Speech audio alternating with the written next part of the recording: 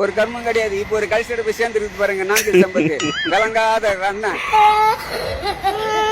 இவனுவே அறிவாளி இல்லைன்னு சொல்லி நீ என்ன மதிக்கல, எனக்கு கூட்டம் கொடுக்கல, என்ன அறிவு திருவிழாவில் முக்கிட்டு போற. உன்ன அங்க இந்த 4 பேர் உன்னை எங்க வைப்பான்னு தெரியாதா?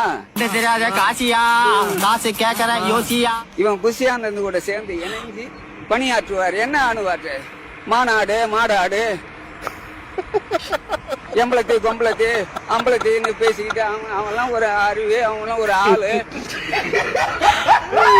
நாட்டுல தேவையில்லாத எதுங்க அது, உருப்படி இல்லாத ஆளு பார்ட்டி அது.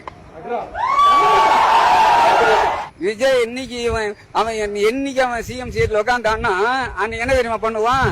தங்க நேரத்துக்கு தான் தமிழ்நாட்டை எழுதி தட்டுமா, கண்டிப்பா தாக்கிட்டே இருக்கிறாரு மனுஷன்.